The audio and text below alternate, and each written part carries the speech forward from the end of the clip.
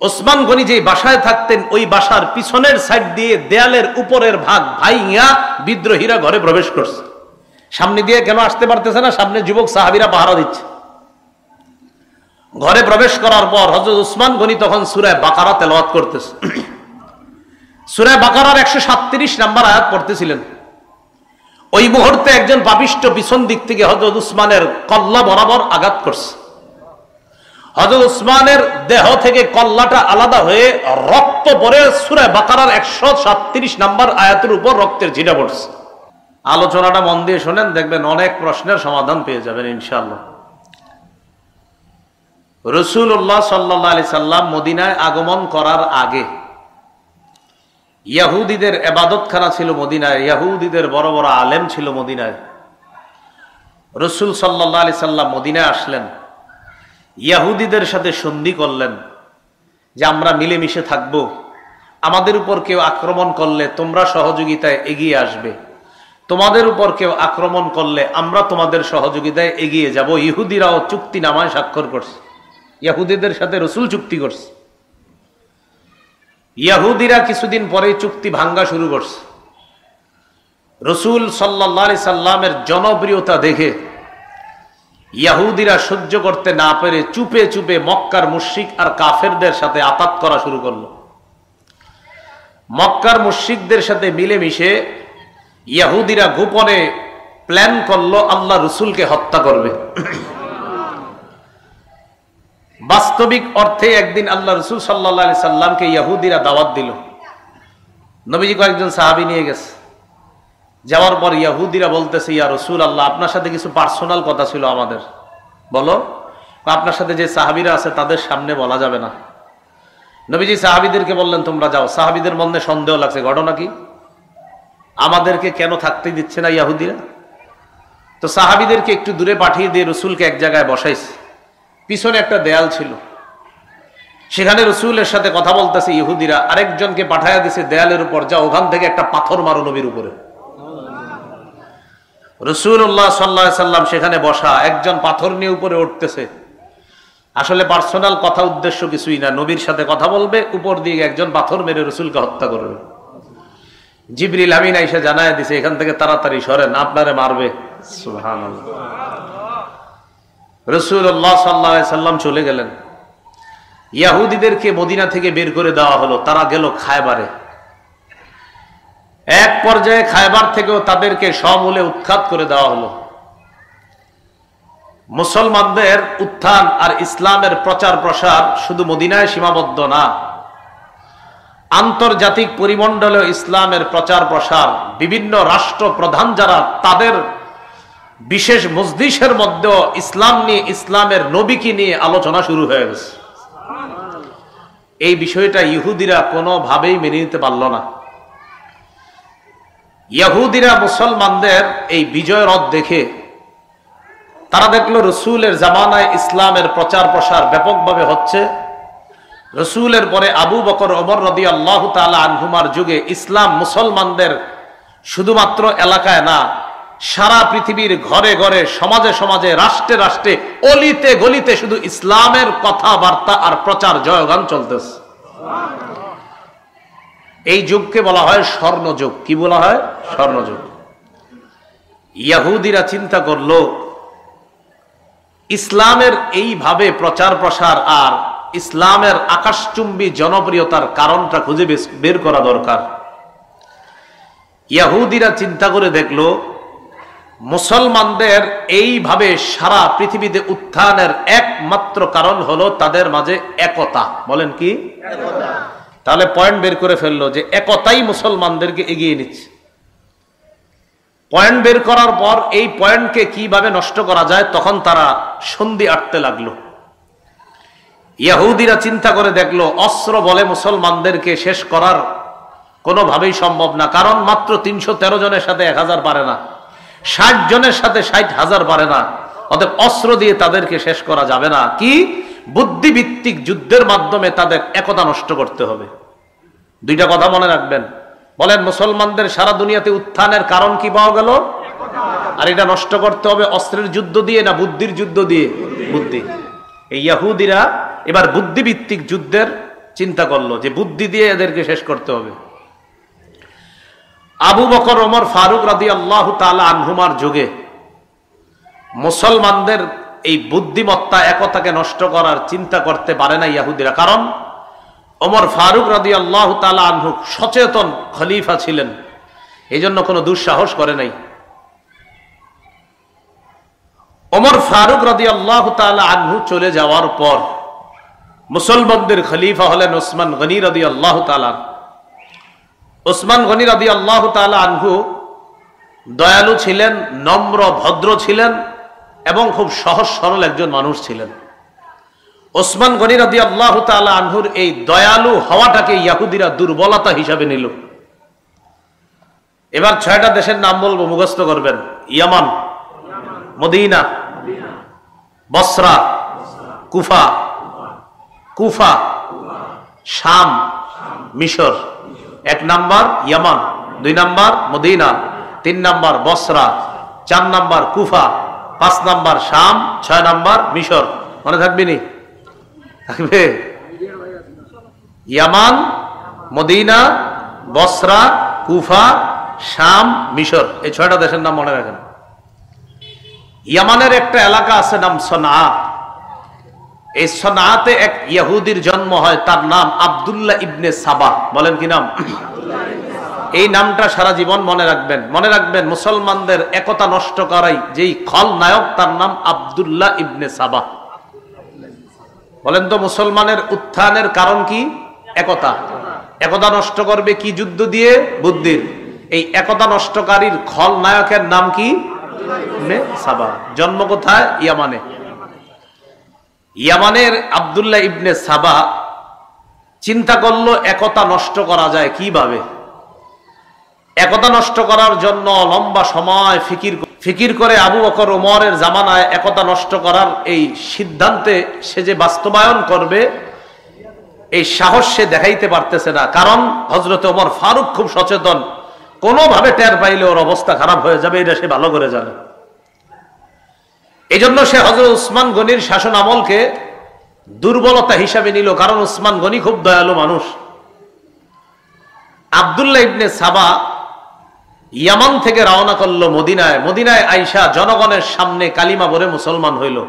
এই মুসলমান মানি বাস্তবিক মুসলমান না, এটা হলো তাদের সামনে একটা লেবাস ধরছে মুসলমানের। বড় দাড়ি, আল্লাহওয়ালা বুজুর্গ, সারাক্ষণ ইবাদতে কাটায় আব্দুল্লাহ ইবনে সাবা। একদিন ওসমান গনি রাদিয়াল্লাহু তাআলা আনহুকে বলল, আপনি চাইলে আমাকে মদিনার কোনো দায়িত্ব দিয়ে দিতে পারেন। ওসমান গনি রাদিয়াল্লাহু তাআলা আনহু বললেন, মদিনার দায়িত্ব তোমাকে দিব? হযরত ওসমান গনি যেহেতু একজন শাসক, উনি বুদ্ধির মাধ্যমে চিন্তা করে দেখলেন এই লোকের সিদ্ধান্ত আর এই লোকের চিন্তা চেতনা মনে হয় তেমন একটা ভালো না। ওসমান গনি বুঝতে পারছে, সরাসরি বলে দিলেন, তুমি যোগ্য না কোনো দায়িত্বের। আব্দুল্লাহ ইবনে সাবা তাকে অযোগ্য বলার কারণে এবার সে কি করলো, ওসমান গনি রাদিয়াল্লাহু তাআলা আনহুর বিরুদ্ধে কিভাবে কুচ্ছা রটনা যায়, এই জন্য সে কয়েকটা বিষয় অন্যান্য সহজ সরল মুসলমানদের মাঝে প্রচার করতে লাগলো। সহজ সরল মুসলমানদেরকে বুঝাইলো যে আলী রাদিয়াল্লাহু তাআলা আনহু জীবিত থাকতে হযরত উসমান কিভাবে খলিফা হয়, দেখেন কেমনে বুঝায়। তো অন্যরা কয় কিভাবে? আলী হলেন একজন হাশিমি বংশের লোক, নবীজির মেয়ের জামাতা, হযরত আলীর জ্ঞান বুদ্ধিও সবচেয়ে বেশি। উনি থাকতে উমাইয়া বংশের উসমান কিভাবে খলিফা হয়?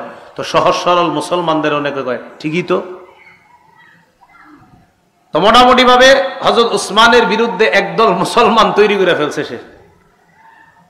এটা কিন্তু আমাদের মাঝে আছে, দেখবেন যদি আপনার এই আমাদের দেশেও আছে এরকম। যেমন বর্তমান যে খতিব আপনাদের মসজিদের, এই বেচারা আছে 20 বছর ধরে, ঘটনা চক্রে আরেকজন এই মসজিদে আপনারা ঢুকাইবেন। এখন নতুন করে ওনার কোনো দোষ নাই, কি করা যায় করে আমগো এলাকার এত বড় হুজুর থাকতে হেরে কিনলে কেন রাখবো, এরকম একটা দুর্বলতা আর কি। আলী রাদিয়াল্লাহু তাআলা আনহু যোগ্য অনেক বড় আলেম, কোনো সন্দেহ নাই। হযরত আলী রাসূলের মেয়ের জামাতা, কোনো সন্দেহ নাই। হযরত আলী রাদিয়াল্লাহু তাআলা হাশিমি বংশের অনেক বড় যোগ্যতার অধিকারী, কোনো সন্দেহ নাই। কিন্তু কথাটা কেমনে কইছে দেখেন, আলী থাকতে ওসমান কিভাবে খলিফা হয়? তো অনেকে এই টোপটা গিলছে, হ্যাঁ ঠিকই তো, কিভাবে হয়? হযরত আলী রাদিয়াল্লাহু তাআলা আনহুর ব্যাপারে এইগুলা বলা বলে শুরু করছে। আলীর কানে কিন্তু এগুলা যায় না, কারণ হযরত আলীর কানে যদি এগুলা যাইতো তো ওরে সহায়তা করত।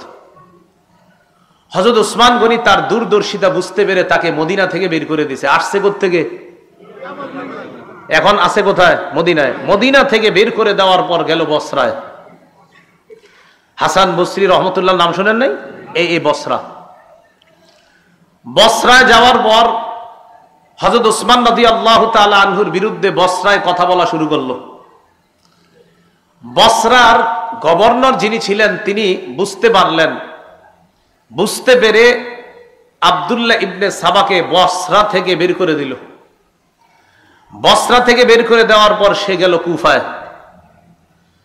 কুফায় যাওয়ার পর হযরত উসমানের বিরুদ্ধে আগে থেকে কিছু লোক ছিল সেখানে। আব্দুল্লাহ ইবনে সাবা এটারে কাজে লাগাইল।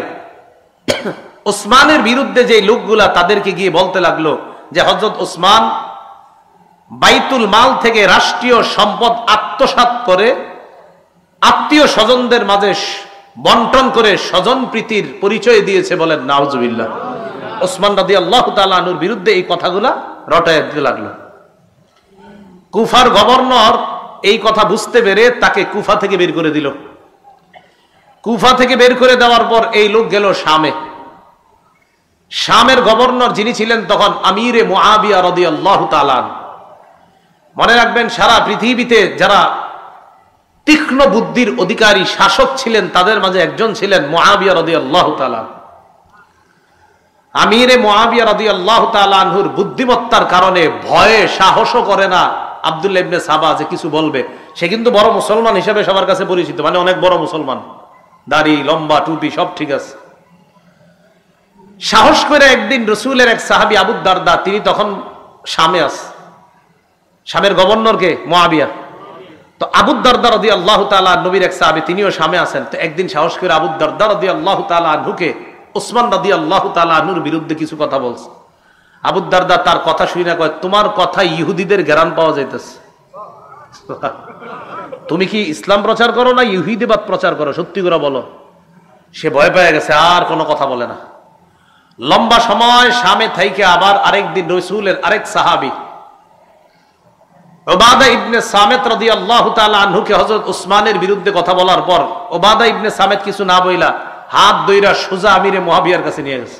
চলো, তোমারে ভালো মনে হইতেছে না, তুমি ইসলাম প্রচার করো না অন্য কিছু। আমিরে মুআবিয়া তার কথা শুইনা সাথে সাথে বুঝতে পারছে এর উদ্দেশ্য ভালো না, কিন্তু আবার তার কিছু বলাও সম্ভব না, কারণ তার অলরেডি জনগণ তৈরি হয়ে গেছে অনেক। আবার সে একজন বড় মুসলমান হিসাবে সবার কাছে পরিচিত। এই জন্য মনে রাখবেন, আমাদের দেশে অনেক বেদাতি সহ্য করে ওলামায়ে কেরাম সরাসরি কিছু বলে না কেন? কারণ বললে আপনারাই বলবেন, দেখো এক হুজুর আরেক হুজুরে দেখতে পারে না। আমিরে মুআবিয়া রাদিয়াল্লাহু তাআলা তাকে বের করে দিলেন শাম থেকে। গেল মিশর, মনে আসেনি 6 দেশ। ইয়ামান থেকে আসলো মদিনায়, মদিনা থেকে বসরা, বসরা থেকে কুফা, কুফা থেকে শাম, শাম থেকে মিশর। মিশরে যাওয়ার পর মিশরে গিয়ে দেখলো ওসমান রাদিয়াল্লাহু তাআলা আনহুর বিরুদ্ধে মিশরের অনেকগুলা লোক আগে থেকে আছে। মুহররম মাস আসলে যেই সমস্ত উল্টাপাল্টা কাজগুলা হয়, মনে রাখবেন এই উল্টাপাল্টা কাজগুলার সূচনা বেশি হয়েছে মিশর থেকে। মিশরে যাওয়ার পর সে তার মতবাদ ভালোভাবেই প্রচার করতে লাগলো। তার মিশন বাস্তবায়ন করার জন্য সে মিশরকে বেছে নিল। মিশনের জন্য মিশর, মিশর বাস্তবায়নের জন্য মিশর। লম্বা একটা সময় অতিক্রম করলো সেখানে এবং বড় একটা দল তৈরি করে ফেলছে। ততক্ষণ পর্যন্ত মিশরের গভর্নর তার দুর্বিসন্ধি বুঝতে পারে নাই। এক পর্যায়ে যখন বুঝতে পারলো, ততক্ষণে সে তার বিশাল এক জামাত তৈরি করে ফেলছে। মিশরের গভর্নর তাকে মিশর থেকে বের করে দিল। কিন্তু এবার আর সে একা না, লম্বা সময় থাকার কারণে বিশাল বড় এক বাহিনী নিয়ে সে রওনা করলো। আগে থেকে তার কিছু বাহিনী ছিল বসরায় আর কুফায়। 3 জায়গায় মোটামুটি সফল, বসরা, কুফা আর মিশর। এই 3 জায়গা থেকে তার মোটামুটি একটা দল নিয়ে রওনা করলো আবার মদিনায়। মদিনার খলিফাকে ওসমান গনি রাদিয়াল্লাহু তাআলা। মদিনায় না ঢুইকা মদিনার আশেপাশেই প্রচার চালাইতে লাগলো। হযরত ওসমানের বিরুদ্ধে কয়েকটা কথা বলতে লাগলো। মনে রাখবেন, 1, ওসমান স্বজন প্রীতি করে, আওয়াজ দিয়ে বলেন নাউজুবিল্লাহ। 2 নাম্বার, হযরত ওসমান কম বয়সী সাহাবীদেরকে অথবা কম বয়সী যুবকদেরকে বিভিন্ন এলাকার গভর্নর বানায় দিছে। এটা উসমানের বিরুদ্ধে হুদাই মানে একটা কথা বইলা তো বলতে হবে। দ্বিতীয় অভিযোগ। 3 নম্বর অভিযোগ, ওসমান মারওয়ান ইবনে হাকামকে মক্কায় ঢোকার অনুমতি দিছে। 4 নম্বর অভিযোগ, আব্দুল্লাহ ইবনে সাদ যিনি আফ্রিকার বিজেতা, এই আব্দুল্লাহ ইবনে সাদকে হযরত ওসমান অনেক পুরস্কার দিয়েছে, এটা ঠিক করে নাই। এইগুলা বইলা তার দলে অনেক লোক তৈরি করে ফেলছে। ওসমান গনি রাদিয়াল্লাহু তাআলা আন তার ব্যাপারে শুইনা যে এই লোক তো আবার ঝামেলা শুরু করছে, এবার ওসমান গনি তাকে ডাকলো। সে তার দল বল নিয়ে ওসমান গনি রাদিয়াল্লাহু তাআলা আনহুর কাছে আসছে। আসার পর এই বারবার উপরের দিকে এই যে এগুলা তোমরা বারবার উপরের দিকে মারবা না, সমস্যা হচ্ছে। ওসমান গনি রাদিয়াল্লাহু তাআলা তাদেরকে জিজ্ঞাসা করলেন, আচ্ছা তোমাদের সমস্যা কোথায়? তো এবার বলতে লাগলো 4টা সমস্যা। 1 নাম্বার, আপনি বাইতুল মাল রাষ্ট্রীয় সম্পদ আপনার আত্মীয় স্বজনদেরকে দিয়ে আপনি স্বজন প্রীতি করলেন। ওসমান গনি রাদিয়াল্লাহু তাআলা আনহু জবাব দিলেন যে দেখো, আল্লাহ আমারে এত সম্পদ দান করছে, আমি এ পর্যন্ত খলিফা হিসাবেও রাষ্ট্রীয় কোষাগার থেকে 1টা টাকাও ভাতা গ্রহণ করি নাই। উল্টা আমার আত্মীয় স্বজনদেরকে দেওয়া দূরের কথা, আমি আমার বেতনটা পর্যন্ত আজও পর্যন্ত রাষ্ট্রীয় কোষাগার থেকে নেই। আমি যা দান করি সব আল্লাহ প্রদত্ত নেয়ামত, আল্লাহ আমার সম্পদ দিছে, আমার সম্পদ থেকে আমি দান করি। 2 নম্বর অভিযোগ, আপনি যুবক কম বয়সী সাহাবীদেরকে, কম বয়সী যুবকদেরকে গভর্নর বানাইছেন। কম বয়সীরা যদি যোগ্য হয় তাদেরকে দায়িত্ব দেওয়ার ইতিহাস তো নবীর যুগে আছে। সুবহানাল্লাহ। কোথায় আছে? আব্দুল্লাহ ইবনে সাবা আর কি জানবো? ওসমান গনি বললেন, রাসূলের নাতি উসামা ইবনে যায়েদ রাদিয়াল্লাহু তাআলা, কি নাম? উসামা। এই উসামার বয়স যখন 17, উসামাকে আমির বানায়া বয়স্ক সাহাবীদেরকে তার নেতৃত্বে আল্লাহ রাসূল বিভিন্ন যুদ্ধে পাঠানোর ইতিহাস আছে। তাহলে এরকম কম বয়সী একজন সাহাবীকে রাসূল আমির বানায়া বয়স্ক সাহাবীদেরকে তার দলে দিয়েছেন। এখান থেকেই বোঝা যায় যে কম বয়সী ব্যক্তি যদি যোগ্য হয়, তার যোগ্যতার তার আসনে তাকে বসানোটা এটা অন্যায় না। আর অভিযোগ থাকলে বলো। 3 নম্বর অভিযোগ, মারওয়ান ইবনুল হাকামকে আপনি মক্কায় ঢোকার অনুমতি কেন দিয়েছেন? রাসূল সাল্লাল্লাহু আলাইহি সাল্লামের সাহাবী ওসমান গনি বললেন, মারওয়ান ইবনুল হাকাম একজন মুসলমান, আর মুসলমানকে মক্কায় ঢোকার অনুমতি রাসূল দিয়েছেন, এখানে আমি বাধা দেওয়ার কে? এই জন্য এটা কোনো অভিযোগই না। 4 নাম্বার, আফ্রিকা বিজয় করেছে যে তাকে আপনি এত পুরস্কার দেওয়া ঠিক করেন নাই। আচ্ছা পুরস্কার বেশি দেওয়া হয়ে গেছে? আচ্ছা ঠিক আছে, পুরস্কার ছিনায় আনলাম, অন্তত তুমি তারপরও বিশৃঙ্খলা করো না। ওসমান গনি রাদিয়াল্লাহু তাআলা উনি ফিতনা পছন্দ করতেন না, উনি ঝগড়া পছন্দ করতেন না। উনি বললেন ঠিক আছে, পুরস্কার ফিরিয়ে আনলাম, তারপরও তুমি বিশৃঙ্খলা করো না। আব্দুল্লাহ ইবনে সাদ, আব্দুল্লাহ ইবনে সাবা, ওই মুনাফিক ইহুদি, সে চিন্তা করলো ঘটনা কি, এর যা কই সবই দি মানে, এটা তো তেমন কিছু করা যায় না। সে আবার তার দলবল নিয়ে চলে গেল মদিনার বাহিরে 3 মঞ্জিল দূরে। আলী রাদিয়াল্লাহু তাআলা আন, তালহা এবং জুবায়ের 3 জন প্রবীণ সাহাবী তাদের কাছে গেল আব্দুল্লাহ ইবনে সাবা। যাওয়ার পরে তাদেরকে বলল, আপনারা থাকতে ওসমান গনি খলিফা হয় কেমনে? আলী রাদিয়াল্লাহু তাআলা সরাসরি বললেন, তোমার মতলব ভালো মনে হচ্ছে না। সে দেখলো না আলী তালহা জুবায়ের তাদের কাছে বেশি চান্স পাওয়া যাবে না। এবার নতুন ষড়যন্ত্র করলো, খুব মন দিয়ে শোনেন। নিজে একটা চিঠি লেখলো আব্দুল্লাহ ইবনে সাবা। এই চিঠির মধ্যে লেখা, মিশরীরা মিশরে যাওয়ার পর তাদেরকে হত্যা করবা, আমিরুল মুমিনিনের পক্ষ থেকে নির্দেশ। আমিরুল মুমিনিন কে? ওসমান। ওসমানের লেখা চিঠিটা না আব্দুল্লাহ ইবনে সাবার লেখা? আব্দুল্লাহ ইবনে সাবা নিজে থেকে একটা চিঠি বানাইছে, বানায় এটা লেখছে, লেখা এবার মিশরীদেরকে দেখাইছে। দেখো তার সাথে কয় দেশের লোক আছে? 3 দেশ, মিশর, বসরা, কুফা।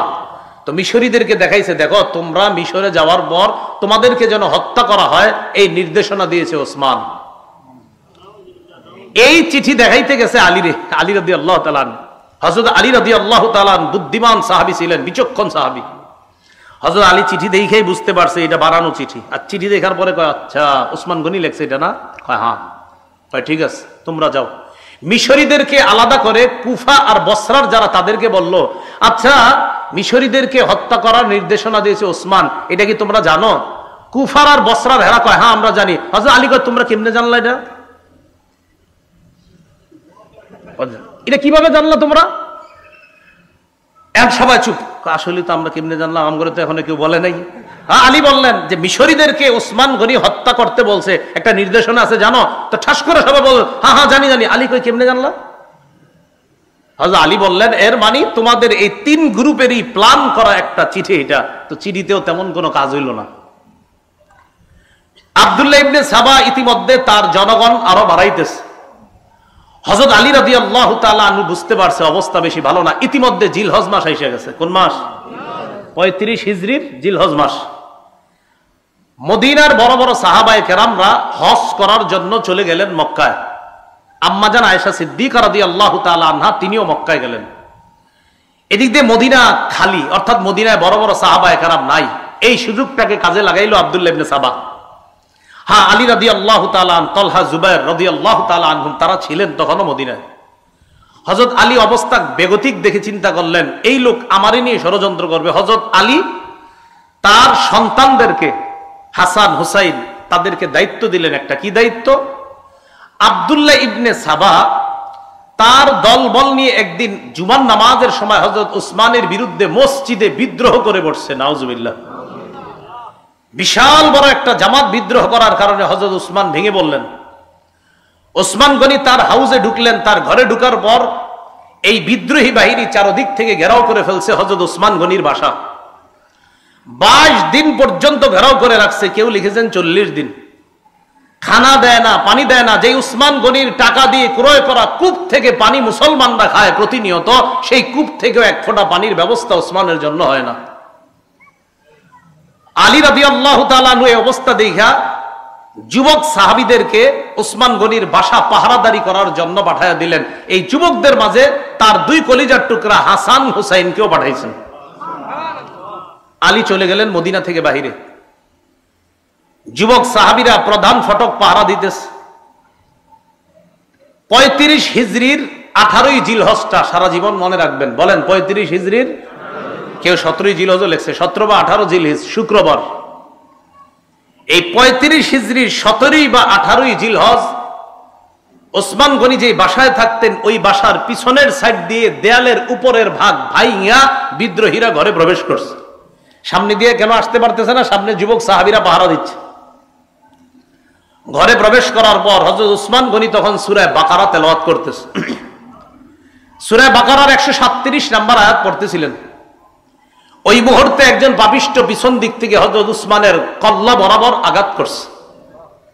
হযরত উসমানের দেহ থেকে কল্লাটা আলাদা হয়ে রক্ত পড়ে সূরা বাকারার 137 নম্বর আয়াতের উপর রক্তের ছিটা পড়ছে। ওই আয়াতটা হলো ফাসায়াকফিকাহুমুল্লাহ, তাদের বিরুদ্ধে আল্লাহই যথেষ্ট। এই আয়াতের অর্থ ওসমান গনি কোরআন তেলাওয়াতরত অবস্থায় শহীদ হয়ে গেলেন। তার বিবি নায়লা আক্রমণ ঠেকাইতে গিয়েছিলেন, হাতের আঙ্গুলগুলো এবং কবজি সহ হাত থেকে আলাদা হয়ে গেছে। হযরত উসমান গনিকে শহীদ করে দেওয়ার পর এই জায়গাটা মনে রাখবেন, 35 হিজরির 18ই জিলহজ মুসলমানদের একতা নষ্ট হয়ে গেল। আজও পর্যন্ত সেই একতা ফিরে আসে নাই। মনে আসেনি মুসলমানদের উত্থানের কারণ কি? একতা। একতা নষ্ট করবে কি দিয়ে? বুদ্ধি দিয়ে। এই নষ্ট করে ফেললো। হযরত উসমান গনি শহীদ হয়ে যাওয়ার পর মুহূর্তের মধ্যে ছড়ায়া গেল উসমান গনি শহীদ হয়ে গেছে। আলোচনা শুরু হয়ে গেল পরবর্তী খলিফা কে হবেন। বিদ্রোহীরা চিন্তা করলো, আব্দুল্লাহ ইবনে সাবা সহ বিদ্রোহীরা চিন্তা করলো যে পরবর্তী খলিফা যদি নগদ কেউ হয়ে যায়, আর এই খলিফা প্রথমেই কি করবে? উসমান হত্যার বিচার করবে। বিচার করলেই তো আমরা মারা পড়ব। এখন আমরা বাধ্য করে হযরত আলীকে খলিফা বানায়া দিলে ভালো হয়। কেন? হযরত আলী হলেন ঠান্ডা মাথার মানুষ। তিনি প্রথমেই বিচার করবেন না, তিনি প্রথমেই খেলাফত সামাল দিবেন, এরপর পরিস্থিতি নিয়ন্ত্রণে এনে হয়তো তিনি বিচার করবেন। আর আলী যদি এই কাজ করতে যায়, অন্যান্য মুসলমান যারা জোশে আছে এখন হযরত উসমান হত্যার, যারা সহ্য করতে পারে নাই, তারা নগদ বলবে না আগে উসমান হত্যার বিচার হবে, তারপর খেলাফত হবে। কিন্তু হযরত আলী তো ঠান্ডা মানুষ, তার চিন্তা হলো না আগে খেলাফতটা সামলাইতে হবে, এরপর আস্তে ধীরে বিচার হবে। তো মুনাফিক ইহুদিরা চিন্তা করলো এই 2 পরিস্থিতির মাঝখানে মুসলমানদেরকে যদি দাঁড় করায় দেই, এটা নতুন আরেকটা ঝগড়া লাগান যাবে। বিদ্রোহীরা আলীর কাছে গেছে, আপনি খলিফা হইতে হবে। হযরত আলী বললেন না। হযরত আলী সরাসরি বলছে দাউনি ওয়ালতামিসু গায়রি, আমারে ছাড়ো, আমারে ছাড়া অন্য কাউরে খলিফা বানাও। তারা আলীকে খলিফা বানাবে স্থির করলো। সাহাবায়ে কেরামের কাছে সংবাদ চলে গেল হযরত ওসমান শহীদ। আম্মা জান আয়েশা সিদ্দিকা মক্কা থেকে হজ করে মদিনায় রওনা করছে। প্রতিমধ্যে সংবাদ পেলেন হযরত ওসমান শহীদ হয়ে গেছে। আম্মা জান আয়েশা সিদ্দিকা মদিনায় আসার পরিবর্তে আবার মক্কায় চলে গেলেন। কেন? মক্কায় গিয়ে আম্মা জান আয়েশা সিদ্দিকার একটাই কথা যে ওসমান হত্যার বিচার হবে আগে, এরপর খেলাফত থেকে অধিষ্ঠিত হবে এটা পরে। ওসমান হত্যার বিচার হওয়ার আগে আমরা কেউ বায়াত হব না। আম্মা জান আয়েশা সিদ্দিকা এই ঘোষণা দিয়ে দিলেন। এইটা বিদ্রোহীরা আলীকে খলিফা বানায় দিছে জোর করে। হযরত আলী দেখলেন আমি যদি খেলাফত না নেই এই মুহূর্তে এই বিদ্রোহীদের কেউ খেলাফত নিয়ে নিতে পারে। দেখছেন কিভাবে ব্যস্তা লাগাইছে। হযরত আলীও চিন্তা করতেছে খেলাফত না নিয়ে উপায় নাই। আবার আরেক দল সাহাবা বলতেছে না আগে বিচার হবে তারপর বায়াত হবো। এইখানে আর একটা ব্যস্ত লাগাই দিছে বিদ্রোহীরা। আম্মা জান আয়েশা সিদ্দিকা রাদিয়াল্লাহু তাআলা আনহার সাথে তলহা এবং জুবাইর রাদিয়াল্লাহু তাআলা মদিনা থেকে মক্কায় গিয়ে দেখা করছে। আম্মা জান ওসমান তো শহীদ হয়ে গেছে, কি করা? আম্মা জান আয়েশা সিদ্দিকা বললেন শাহাদাতের প্ল্যান কোত্থেকে হয়েছে? কয় বসরা আর কুফা থেকে। কয় চলো বসরা আর কুফায় যাব, সেখান থেকে আমরা ওসমান হত্যার বদলার প্ল্যান করব। কে বলতেছে? আম্মা জান আয়েশা সিদ্দিকা রাদিয়াল্লাহু তাআলা আনহা। তিনি চলে গেলেন, রওনা করলেন বসরা। এদিক দিয়ে আলী রাদিয়াল্লাহু তাআলা আনহু যখন জানলেন যে আমার শাশুড়ি আম্মা জান আয়েশা সিদ্দিকা রাদিয়াল্লাহু তাআলা না কি হয় শাশুড়ি, যে আম্মাজান তো রওনা করছে বসরায়, আর বসরায় এই জন্যই যাচ্ছে যে ওসমান হত্যার বদলা। হযরত আলী রাদিয়াল্লাহু তাআলা চিন্তা করলেন তাহলে আমিও বসরায় যাই, বসরায় গিয়ে আম্মাজানের সাথে কথা বলা দরকার। এদিক দিয়ে হযরত আলী রাদিয়াল্লাহু তাআলা আনহু রওনা করলেন, ওই দিক দিয়ে আম্মাজানও বসরায় রওনা করছে। বিদ্রোহীরা চিন্তা করলো সর্বনাশ, বসরায় গিয়ে যদি দুই দলের মাঝে মিটমাট হয়ে যায় বিপদে পড়বো আমরা। কথাগুলা কি বুঝতেছেন সবাই? একদম মাথায় এদিক সেদিক নিয়েন না, খুব গুরুত্বপূর্ণ তথ্য আসবে সামনে। হযরত আলী রাদিয়াল্লাহু তাআলা আনহু বসরায় গেলেন, আম্মা জান আয়েশা সিদ্দিকা রাদিয়াল্লাহু তাআলা আনহাও গেলেন। ওইদিক দিয়ে আমিরে মুআবিয়া শাম দেশ থেকে আম্মা জানের সাথে দেখা করতে আসছে। আমিরে মুআবিয়া রাদিয়াল্লাহু তাআলা আনহুরও এক দাবি, আগে ওসমান হত্যার বিচার হবে তারপর আমরা বায়াত হব। তাহলে দাবিতে আম্মা জান আয়েশা আমিরে মুআবিয়া তারা এক হয়ে গেলেন। আলী রাদিয়াল্লাহু তাআলা আনহু গেলেন, যাওয়ার পর আম্মা জান আয়েশা রাদিয়াল্লাহু তাআলা আনহা এবং আমিরে মুআবিয়ার সাথে কথা বললেন যে দেখো যদি কোনোভাবে যুদ্ধ লেগে যায় ক্ষতি হবে আমাদের, তাই কোনো যুদ্ধ চাই না, আমাদের মাঝে মীমাংসা হয়ে যাক। আম্মা জান আয়েশা সিদ্দিকা রাদিয়াল্লাহু তাআলা আনহা প্রস্তাব দিয়ে দিলেন, আমিরে মুআবিয়া তারা উভয় প্রস্তাব দিলেন। একটাই প্রস্তাব, আপনি মদিনায় ফিরে গিয়ে প্রথমে বিদ্রোহীদের বিচার করবেন, তারপর আমরাই আপনার হাতে হাত রেখে আমরাই আপনার কাছে বায়াত হব। তাহলে সহজ হয়ে গেল বিষয়টা। তাহলে কি জানাইলো এই জায়গায়? আলী রাদিয়াল্লাহু তাআলা মদিনায় আসবেন, আসার পর ওসমান রাদিয়াল্লাহু তাআলা আনহুর হত্যাকারীদের বিচার করবেন, তারপর মুসলমানরা ব্যাপকভাবে হযরতে আলীর কাছে বায়াত হবে, তাকে খলিফা হিসাবে মেনে নেবে। এতটুকু বুঝছেন নি সবাই? রাতের বেলা সবাই খুশিতে ঘুমাইতেছে। খুশিতে বলতে আলী রাদিয়াল্লাহু তাআলা আনহুর সাথে যে মুসলমানরা তারাও খুশি যে হারে কোনো রক্তপাত হবে না, এটা ভালো লাগতেছে। আম্মা জানের সাথে যারা তারাও খুশি, আমিরে মুআবিয়ার সাথে তারাও খুশি যে কোনো রক্তপাত ছাড়াই মীমাংসা হয়ে গেল। আব্দুল্লাহ ইবনে সাবা তার অনুসারীদের কি নিয়ে টেনশনে পড়ে গেল, বেটা বিপদে তো আমরাই পড়বো, কি করা? রাতের বেলা একটা ঘটনা ঘটাইতে হবে। রাতে সবাই ঘুম। আব্দুল্লাহ ইবনে সাবা তার অনুসারীদেরকে নিয়ে আম্মা জান আয়েশা সিদ্দিকা যেই তাবুতে আম্মা জান আয়েশা সিদ্দিকা যেখানে বিশ্রাম নিচ্ছে আর আমিরে মুআবিয়া তাদের উপরে হামলা চালাইলো। তাদের উপরে আম্মা জান আয়েশা আমিরে মুআবিয়া যেখানে তাদের উপর হামলা চালাইলো। বলেন তো তাদের উপরে হামলা চালানোর পর অভিযোগের তীরটা কার উপর যাবে? হ্যাঁ, আলী রাদিয়াল্লাহু তাআলা আনহুর দিকে। কোন অবস্থা না দেখে মুসলমানরা সবাই বুঝে ফেললো যে আলী রাদিয়াল্লাহু তাআলা আনহু মনে হয় আমাদের উপর আক্রমণ চালাইছে। আসলে ঘটনাটা হযরত আলী ঘটায় নাই, ঘটাইছে ওই আব্দুল্লাহ ইবনে সাবা। এজন্য সব সময় সতর্ক থাকবেন। আমি আপনার মাঝে শত্রুতা নাই, আমার আপনার মাঝে তৃতীয় পক্ষ শত্রুতা করে, এই শত্রু এখনো আছে, ইসলাম তারা মিটিয়ে দিতে চায়, এদেরকে চিহ্নিত করতে হবে সারা জীবন। সব সময় তৃতীয় পক্ষে আমাদের মাঝে ঝগড়া লাগায়। আব্দুল্লাহ ইবনে সাবা তার অনুসারী নিয়ে আক্রমণ চালাইলো। এদেরকে বলা হয় সাবাই। বলেন কি বলা হয়? সাবাই। আক্রমণ চালানোর পর বাস কে কার উপর আক্রমণ চালাইছে এটা না বুঝা কঠিন যুদ্ধ শুরু হয়ে গেল।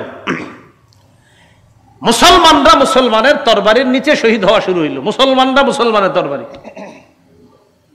আলী রাদিয়াল্লাহু তাআলা আনহু তো জানেন যে এই যুদ্ধ তো এই আক্রমণ তো আমাদের পক্ষ থেকে হয় নাই, কিন্তু এখন যতই বলবে বোঝানো যাবে না। আম্মাজান যেই ওটের উপরে ছিল, এই ওট বরাবর একটা তীর মারছে, আম্মাজানের ওট পড়ে গেছে, তো আম্মাজান বসে গেছে, যুদ্ধ থেমে গেছে। আম্মাজান যতক্ষণ ছিল ওটের উপরে ততক্ষণ যুদ্ধ চলছে। হ্যাঁ, আম্মাজান এখনো আছে। তো তৎকালীন নিয়ম ছিল যে যিনি প্রধান থাকে তিনি যখন আপনার বসে যায় তখন এমনি যুদ্ধ থেমে যায়। তো আম্মাজান আয়েশা সিদ্দিকা ওটের উপর ছিল, এটাকে বলা হয় জামাল। এই জন্য এই যুদ্ধটার নাম জঙ্গে জামাল বা ওটের যুদ্ধ বা উষ্টির যুদ্ধ। আম্মাজান যখন নামলেন, আমিরে মুআবিয়া, আম্মাজান আর আলী তাদের মাঝে কথা, আম্মাজান আমরা তো কেউ আক্রমণ করি নাই, তাদের মাঝে ভুল বুঝাবুঝিতে হয়ে গেছে, তখন বুঝে আসছে। তো বুঝে এসে লাভটা হলো কি, এর আগে মুসলমানদের প্রচুর পরিমাণ শহীদ হয়ে গেছে। এমনকি তলহা আর জুবাইর রাদিয়াল্লাহু তাআলা আনহুম, বড় বড় দুই সাহাবী, তারাও শহীদ হয়ে গেছে এই রাতে। হযরত তলহা রাদিয়াল্লাহু তাআলা আনহু লাশ দেখা আলী রাদিয়াল্লাহু তাআলা আনহু বলতেছিলেন, আহারে আল্লাহ রাসূল রে, কত যুদ্ধে এই তলহা প্রাচীর হয়ে কাফেরদের থেকে রক্ষা করেছে, আজকে সেই তলহা আমাদের ভুল বুঝাবুঝির কারণে শহীদ হয়ে গেল। আম্মাজান চলে গেলেন মক্কায়। এদিক দিয়ে আলী রাদিয়াল্লাহু তাআলা আনহু কিছুদিন কুফায় অবস্থান করতেছে। এই বসরা কুফা এর মাঝামাঝি আলী রাদিয়াল্লাহু তাআলা আনহু অবস্থান করা অবস্থায় হযরত আমিরে মুআবিয়ার বিরুদ্ধে আলী রাদিয়াল্লাহু তাআলা আনহুর একদল বুঝাইতে লাগলো যে আমিরে মুআবিয়া কিন্তু আপনার বিরুদ্ধে ষড়যন্ত্র করতেছে, মিথ্যা কথা। এটা কারা? ওই সাবাই গোষ্ঠী। আলী রাদিয়াল্লাহু তাআলা আনহু কি করলেন, আমিরে মুআবিয়াকে শামের গভর্নর পদ থেকে হটাইয়া দিলেন।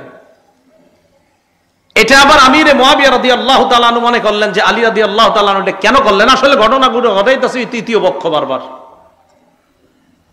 মুআবিয়া রাদিয়াল্লাহু তাআলা আনহু আলী রাদিয়াল্লাহু তাআলা আনহুর বিরুদ্ধে যুদ্ধ করার জন্য তৈরি। আলী রাদিয়াল্লাহু তাআলা আনহু প্রতিহত করার জন্য রওনা করছে। ইরাক এবং বসরার মাঝখানে একটা জায়গার নাম সিফফিন। এই সিফফিন নামক জায়গায় দুই দল মুসলমানের মাঝে তুমুল লড়াই হলো। দীর্ঘ 2 মাস পর্যন্ত লড়াই হলো। শুধু 70,000 মুসলমান শহীদ হলো। কয় হাজার? মুসলমানের তরবারিতে মুসলমান শহীদ। এই জঙ্গে জামাল আর সিফফিন দুই যুদ্ধে মিলে প্রায় 90,000 মুসলমান শহীদ হয়েছে। আলী রাদিয়াল্লাহু তাআলা আর আমিরে মুআবিয়ার মাঝে এরপরে দেখলো, সন্ধি হলো যে এটা তো আমরা কি করতেছি, নিজেরা নিজেদের বিরুদ্ধে লড়াই। হযরত আলী আর মুআবিয়া তারা দুইজন বুঝতে পারলো না, এগুলো তো ঠিক হচ্ছে না আমাদের। তাদের এই বোঝাপড়াটা মেনে নিতে পারে না ওই সাবাই গোষ্ঠী। আলী রাদিয়াল্লাহু তাআলা যখন সন্ধি করলেন যে আর যুদ্ধ হবে না, তখন একদল হযরতে আলীর এই কথা মেনে নিতে পারছে না। এবার ফতুয়া দাঁড়াইলো দুইটা, তারা দুইটা ফতুয়া দিল। কয়টা? ওই সাবাই গোষ্ঠী 2 ফতুয়া দিল। এক, আমিরে মুআবিয়া হযরত আলীর ইমামত না মানার কারণে তিনি কাফের, নাউজুবিল্লাহ বলেন। আর হযরত আলী মুআবিয়ার সাথে সন্ধি করার কারণে তিনি ফাসিক। দেখছেন, দুজনের উপর ফতুয়া লাগাইছে যে আমিরে মুআবিয়া কাফের, নাউজুবিল্লাহ, হযরত আলীকে না মানার কারণে। আজ হযরত আলী কেন সন্ধি করলেন, এজন্য তিনি ফাসিক। আর একদল বের হয়ে গেল হযরত আলীর দল থেকে। বের হওয়ার আরবি হলো খুরুজ, খরজায়া খুরুজু, এখান থেকে বের হয়েছে। এই বের হওয়ার কারণে তাদেরকে বলা হয় খারিজি। ওই খারিজি মানে এখান থেকে বের হয়ে গেছে। তাহলে সাবাইদের থেকে আরেকটা দল বের হয়ে গেল, এরা হয়ে গেল খারিজি। খারিজিরা বের হয়ে যাওয়ার পর তাদের ফতুয়া আমিরে মুআবিয়া কাফের, নাউজুবিল্লাহ। বড় দুঃখজনক বিষয়, বর্তমান যুগের অনেক মুসলমানও এটা মনে করে আমিরে মুআবিয়া কাফের। 3 বার নাউজুবিল্লাহ বলেন। হ্যাঁ, আমিরে মুআবিয়াকে কি বলে? কাফের, নাউজুবিল্লাহ। রাসূলের একজন জান্নাতি সাহাবীকে বলে কাফের। রাসূল সাল্লাল্লাহু আলাইহি সাল্লাম বলছেন, আমার উম্মতের যে দলটা প্রথম নৌপথে লড়াই করবে তারা জান্নাতি। আমিরে মুআবিয়া ওই সাহাবী যিনি নৌবহর তৈরি করেছিলেন এবং রোমকদের নৌবহরকে শোচনীয়ভাবে পরাজিত করেছিলেন যে সাহাবী, তিনি আমিরে মুআবিয়া রাদিয়াল্লাহু তাআলা। তাহলে একজন জান্নাতি সাহাবীকে কাফের বলা, এটা কি মুসলমানরা যারা আমরা কাফের বলবো, এটা কি আমাদের সওয়াব হবে না গুনাহ হবে? অন্যায়, শুধু গুনাহ না, বড় গুনাহ। আল্লাহ আমাদেরকে হেফাজত করেন। আমিরে মুআবিয়া রাদিয়াল্লাহু তাআলা আর আলী রাদিয়াল্লাহু তাআলা আনহুর মাঝে এই সাবাই আর খারিজিরা আপনার একটা দ্বন্দ্ব লাগাইয়া দিল। এবার হযরত আলী রাদিয়াল্লাহু তাআলা আনহু কোনোভাবে শাসন ভাগটা রক্ষা করার জন্য তিনি তখন মদিনা থেকে ইসলামী খেলাফতটাকে নিয়ে গেল কুফায়। কোথায়? কুফায়। এখন মুসলমানদের ইসলামী খেলাফত পরিচালনা হয় কুফা থেকে। এই যে মদিনা থেকে ইসলামী খেলাফত বের হলো, আর অদ্যাবধি পর্যন্ত ইসলামী খেলাফত আর মদিনায় আসে নাই। ইসলামী খেলাফত কুফায় নিয়ে যাওয়ার পর হযরত আলী রাদিয়াল্লাহু তাআলা আনহুর যারা মহব্বত বলে দাবি করে, তখন এই তারা দেখলো যে হযরত আলী ঠান্ডা মাথায় আস্তে ধীরে পরিস্থিতি সামাল দেওয়ার জন্য চেষ্টা করতেছে। এই পরিস্থিতি সামাল দেওয়ার চেষ্টাটাকে তারা ভালোভাবে নেয় নাই। একদল তারা কি করলো, খারিজিরা হযরত আলীর বিরুদ্ধেই লড়াই করার জন্য তৈরি। নাউজুবিল্লাহ। হযরত আলীর মহাব্বতের লোকেরা আলীর বিরুদ্ধে যুদ্ধ করবে। যুদ্ধ হলো, যুদ্ধে খারিজিরা শোচনীয়ভাবে পরাজয় বরণ করলো। খারিজিরা পরাজয় বরণ করার পর খারিজিদের কয়েকজন সন্ধি করলো, এক রাতেই আলী, মুয়াবিয়া আর আমর ইবনুল আসকে তারা হত্যা করবে। দেখছেন নি, এতদিন যাদেরকে বলতো কাফের, আমিরে মুয়াবিয়ার আলীকে এতদিন আলাদা চোখে দেখতো না, এখন তারা চিন্তা করলো না, আমগো শত্রু আলীও, মুয়াবিয়াও, আমর ইবনুল আস, তিনজন আমগো শত্রু। তারা চিন্তা করলো যে তিনজনকে রাতে হত্যা করতে হবে। 40 হিজরি, কত হিজরি? 40 হিজরির 15ই রমজান ফজরের নামাজ পড়ার জন্য আলী রাদিয়াল্লাহু তাআলা আনহু মসজিদে রওনা করছে। আব্দুর রহমান ইবনে মুলজিম খারিজি নামে এক ব্যক্তি হযরত আলীকে অন্ধকারে পিছন থেকে তরবারির আঘাত করছে। এই আঘাত এতটা কঠোর ছিল যে হযরত আলী এরপর মাত্র 2 দিনের মাথায় 17ই রমজান শাহাদাত বরণ করে। ইন্না লিল্লাহি ওয়া ইন্না ইলাইহি রাজিউন। তাহলে 40 হিজরির 15ই রমজান হযরত আলীকে আঘাত করা হয়, 17ই রমজান তিনি শহীদ হয়ে যান। আমিরে মুয়াবিয়াকে ওই রাতে আঘাত করা হয়েছে, কিন্তু তিনি প্রতিহত করতে পেরেছিলেন, তাকে তেমন ক্ষতি করতে পারে নাই। আমর ইবনুল আস ঘটনাচক্রে ওই রাতে নামাজে না বের হয়ে আরেকজনকে পাঠাইছিলেন। আরেকজনকে পাঠানোর কারণে ওই ব্যক্তি অন্ধকারে মনে করছে এটাই মনে হয় আমর ইবনুল আস, এরে মারছে। তখন আমর ইবনুল আসের পরিবর্তে ওই ব্যক্তি নিহত হয়ে গেছে, শহীদ হয়ে গেছে। তাহলে এক রাতে 3 জনের উপর হামলা চালানো হয়েছে। কেউ বলেন ভিন্ন রাতেই হামলা চালাইছে, হামলায় 2 জন শহীদ। এর মধ্যে হযরত আলী শহীদ হলেন, আমিরে মুয়াবিয়াকে হামলা চালানো হয়েছে, তিনি শহীদ হননি। আমর ইবনুল আস মনে করে আরেকজনকে হামলা চালানো হয়ে গেছে, তিনি শহীদ হয়ে গেছেন। হযরত আলী শহীদ হয়ে যাওয়ার পর খেলাফতের দায়িত্ব ভার আসে হযরত হাসান রাদিয়াল্লাহু তাআলা আনহুর কাছে। হযরত আলীর ছেলে হাসান রাদিয়াল্লাহু তাআলা। হযরতে হাসান খেলাফত নেওয়ার পর তিনি চিন্তা করলেন যে মুসলমানের এই খেলা এই কতদিন চলবে আর। হযরত হাসানের ব্যাপারে আল্লাহ রাসূল বুখারীর বর্ণনা আছে, বলেছিলেন আমার এই নাতি, এভাবে বলছে আমার এই নাতি, আমার এই সন্তান বলছে আমার এই নাতি এত মহব্বতের, এত আমার এই নাতির মাধ্যমে আমি আশাবাদী আল্লাহ 2টা দলের মধ্যে চলমান বড় ফিতনাকে আল্লাহ রক্ষা রহিত করে দিবেন। রাসূল জীবদ্দশায় বলেছিলেন আমার এই নাতির মাধ্যমে। হযরত হাসান খেলাফত পাওয়ার পর 5-6 মাস কম বেশি হবে খেলাফতে অধিষ্ঠ থাকার পর হযরত হাসান নিজে গিয়ে আমিরে মুয়াবিয়াকে বললেন, চাচা আর কতদিন এইগুলা চলবে, আমি আপনাকে যথেষ্ট যোগ্য মনে করতেছি, তাই খেলাফতের দায়ভার আপনাকে দিয়ে মুসলমানদের মাঝে এই বড় ফিতনা আমি রহিত করতে চাই। হযরত হাসান আমিরে মুয়াবিয়ার হাতে খেলাফতের দায়িত্ব দেওয়ার পর কিছুদিনের মধ্যে সারা পৃথিবীর মুসলমানদের মাঝে আবার শান্তির সুবাতাস বওয়া শুরু হলো। আমিরে মুয়াবিয়ার জামানায় ইসলাম আবার চতুর্দিকে ছড়ায় পড়া শুরু করলো। সুবহানাল্লাহ। আফগানিস্তানের কান্দাহার, কাবুল, বেলুচিস্তান, পাকিস্তানের লাহোর পর্যন্ত ইসলামের বিজয় পতাকা উড়ে শুরু করলো পাকিস্তান। আমিরে মুয়াবিয়ার জামানায় আফ্রিকার পুরো অঞ্চলগুলো, কঠিন কঠিন যে অঞ্চলগুলো যেখানে ইসলাম প্রচার করাটা কষ্ট ছিল, এই অঞ্চলগুলো আল্লাহ বিজয় দান করলেন।